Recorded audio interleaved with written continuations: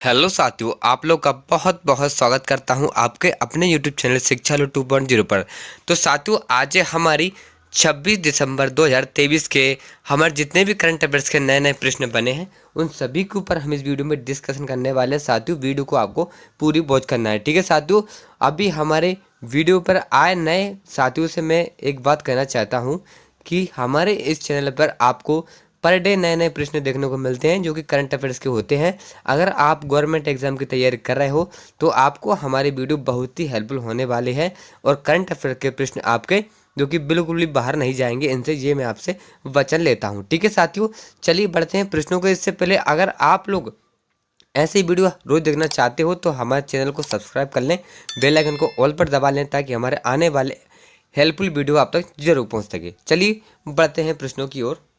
तो साथियों, हमारा पहला प्रश्न होने वाला है, हाल ही में सुशासन दिवस कब मनाया गया है? तो साथियों, अभी 25 दिसंबर को सुशासन दिवस मनाया गया है। साथियों, ऑप्शन नंबर आपका दूसरा वाला बिल्कुल सही जवाब हो जाएगा, ये आपको ध्यान रखना है, ठीक है साथियों। चलिए अब देख लेते हैं, इसकी हम डिटेल में बात करेंगे कि इस दिवस की स्थापना कब हुई थी और इस दिवस का उद्देश्य क्या रहा है। तो साथियों, सुशासन दिवस भारत में प्रतिवर्ष पूर्व प्रधानमंत्री अटल बिहारी वाजपेयी जी की जयंती के रूप में 25 दिसंबर को के दिन मनाया जाता है। सरकार में जवाबदेही के भारतीय लोगों के बीच जागरूकता को बढ़ावा देकर प्रधानमंत्री वाजपेयी को सम्मानित करने के लिए 2014 में सुशासन दिवस की स्थापना की गई थी, ठीक है साथियों। 2014 में जो कि स्थापना की गई थी सुशासन दिवस की, ठीक है साथियों। और अगर आप लोगों के माइंड में प्रश्न से रिलेटेड अगर डाउट रहता है तो आप हमारे कमेंट बॉक्स में कमेंट कर सकते हैं, आपको कमेंट का रिप्लाई तुरंत मिलेगा, ठीक है साथियों। चलिए अब बढ़ते हैं हमारे दूसरे प्रश्न की ओर बिना देरी किए हुए। ये रहा आपका दूसरा प्रश्न, हाल ही में कहाँ जलोत्सव 2023 का 13वां संस्करण संपन्न हुआ है? तो साथियों, अभी हमारे पुणे में जलोत्सव 2023 का 13वां संस्करण संपन्न हुआ है। साथियों, ऑप्शन नंबर आपका तीसरा वाला बिल्कुल सही जवाब हो जाएगा, ये आपको ध्यान रखना है, ठीक है साथियों। आपको हर एक प्रश्न के इसमें विस्तार मिलेगा जिससे कि आपके माइंड में कोई डाउट नहीं रहे कि प्रश्न में क्या चल रहा है, ठीक है साथियों। बस आपको ध्यानपूर्वक वीडियो को देखना है। तो साथियों, महाराष्ट्र के पुणे में दिव्यांग बच्चों के लिए सूरज दत्त ग्रुप ऑफ इंस्टीट्यूट द्वारा आयोजित जलोत्सव 2023 का 13वां संस्करण हाल ही में संपन्न हुआ है, जिसमें 14 विश्व रिकॉर्ड बने हैं, ठीक है साथियों। कितने बने हैं? 14 विश्व रिकॉर्ड बने हमारे जलोत्सव 2023 के 13वें संस्करण में, ठीक है।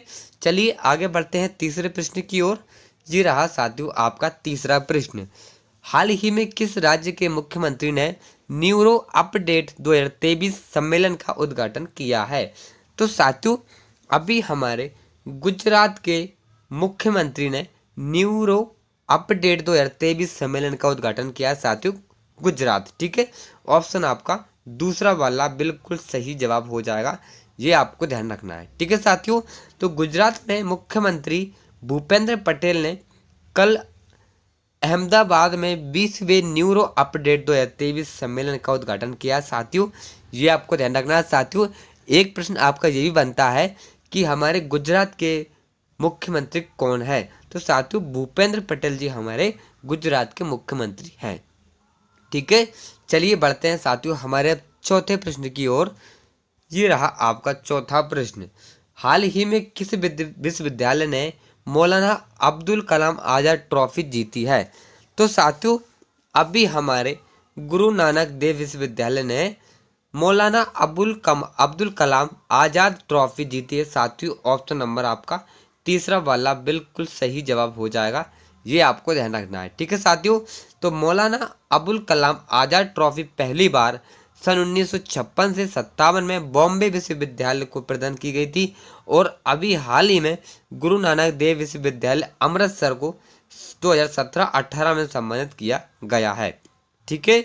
चलिए साथियों बढ़ते हैं पांचवें प्रश्न की ओर।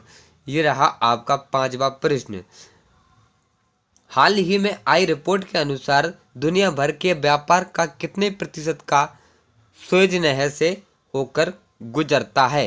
तो साथियों, अभी हमारे जो कि 12%, क्योंकि अभी हाल ही में रिपोर्ट आई साथियों, इसके अनुसार दुनिया भर के व्यापार का जो कि 12% का सुएज नहर से होकर गुजरता है साथियों। ये आपको ध्यान रखना है। ऑप्शन आपका दूसरा बिल्कुल करेक्ट आंसर हो जाएगा। ठीक है साथियों, तो दक्षिण पूर्व एशिया और यूरोप के बीच आज का सबसे छोटा समुद्री मार्ग सुएज नहर वैश्विक व्यापार का 12% वहन करती है। ठीक है साथियों, चलिए बढ़ते हैं हमारे छठे प्रश्न पर साथियों। ये रहा आपका छठा प्रश्न। हाल ही में विंटन कार्निवाल कहाँ शुरू हुआ है? तो साथियों विंटन कार्निवाल हमारे अभी जो कि शिमला में शुरू हुआ है साथियों। ऑप्शन आपका फर्स्ट वाला बिल्कुल सही जवाब हो जाएगा।